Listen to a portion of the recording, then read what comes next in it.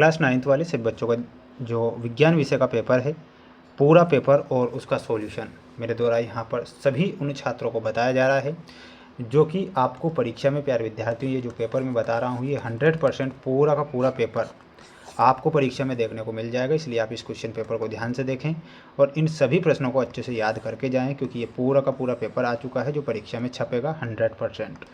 Question आप देखिएगा प्यारे विद्यार्थियों, आपकी परीक्षा में जो प्रश्न आएंगे, पहला ही प्रश्न आपको परीक्षा में दिया जाएगा। आप ध्यान से देखें कि मैग्नीशियम क्लोराइड का जो सूत्र होता है वह क्या होता है। प्यारे विद्यार्थियों, मैग्नीशियम क्लोराइड का सूत्र आपसे पूछा जाएगा तो इसमें आपको लिखना है MgCl2।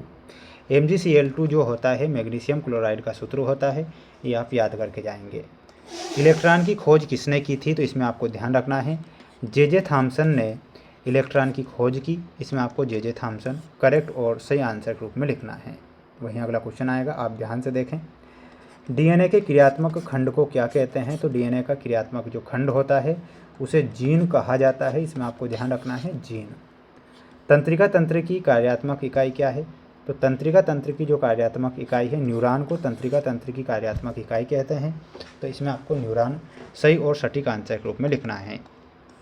वहीं अगला क्वेश्चन दिया जाएगा आपको परीक्षा में, आपको ध्यान से देखना है। जितने बच्चे वीडियो को देख रहे हैं तो सभी साथीगण, विद्यार्थीगण वीडियो को लाइक कर चैनल को सब्सक्राइब जरूर करें, क्योंकि आपके लिए जो प्रयास और मेहनत हमने शुरू से आखिरी तक की है। तो प्यारे विद्यार्थियों, अब जरूर आपको चैनल को सब्सक्राइब जरूर करना है।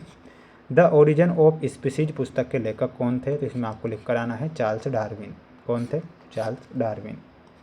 खरपतवार के उदाहरण हैं, तो इसमें लिखना है गोखरू, मोथा और गाजर घास, यानी कि यहाँ पर उपरोक्त सभी।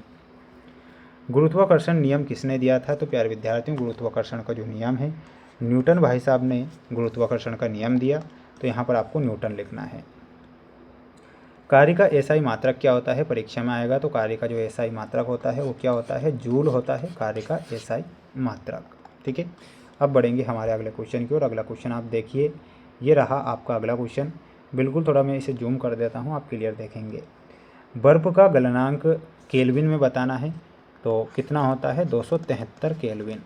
ठीक है। मिल्क ऑफ मैग्नीशिया में परिक्षेपण माध्यम होता है, माध्यम द्रव होता है, तो इसमें आपको क्या लिखना है, द्रव।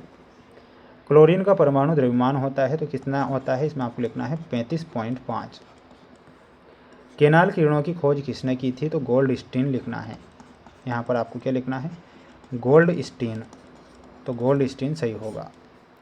हमारे शरीर में गति के लिए ऊतक उत्तरदायी है, तो इसमें आपको लिखना है पेशीय ऊतक, तो पेशीय सही होगा। पादप जगत का उभयचर वर्ग के पौधों को कहा जाता है, तो इसमें आपको लिखना है ब्रायोफाइटा। ठीक है, तो यहाँ पर आंसर हो जाएगा ब्रायोफाइटा।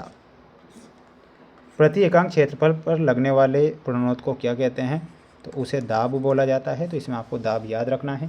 आप सभी बच्चे इसका एक स्क्रीनशॉट लें और अच्छे से इन सभी प्रश्नों को याद करें, क्योंकि ये प्रश्न परीक्षा में आएंगे। और माय डियर फ्रेंड्स, पेपर पूरा कार्य बराबर बल इंटू क्या होता है, विस्थापन होता है, तो यहाँ पर आपको क्या लिखना है, विस्थापन लिखना है। ठीक है, बढ़ेंगे हमारे अगले क्वेश्चन की ओर। अगला क्वेश्चन आप देखें, ये आपकी जोड़ी रहेगी परीक्षा के लिए। बिल्कुल पूरी की पूरी जोड़ी को आपको ध्यान से देखना है और अच्छे से याद करके जाना है।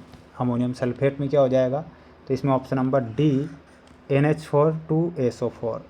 प्रोटियम और ड्यूटीरियम में क्या हो जाएगा, ऑप्शन नंबर सी समस्थानिक। कोशिका में आपको मिलाना है रॉबर्ट हुक। रेखित पेशी में आपका सही आंसर क्या हो जाएगा, ऑप्शन नंबर ए ऐच्छिक पेशी। बल का मात्रक क्या होता है, तो मेरे सभी प्यारे भैया बहनों को बल का मात्रक बताना है न्यूटन।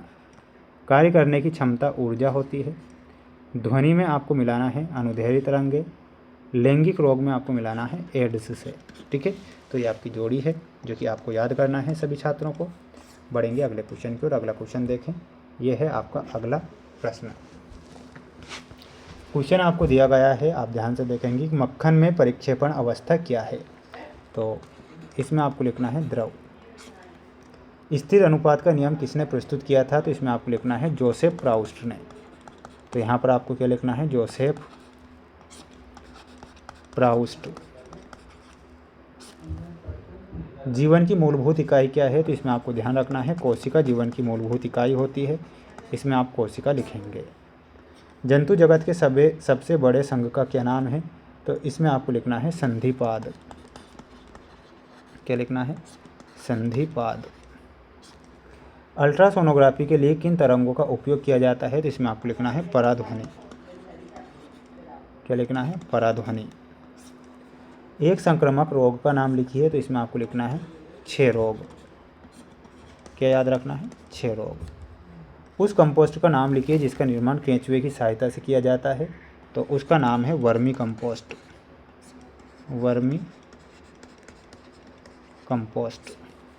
एक गाड़ी का ओडोमीटर क्या मापता है, तो इसमें आपको लिखना है दूरी को। ठीक है, तो ये आपके क्वेश्चन हो चुके हैं। आप सभी बच्चे इन्हें अच्छे से याद करेंगे ताकि आपको परीक्षा में अच्छे नंबर प्राप्त हों।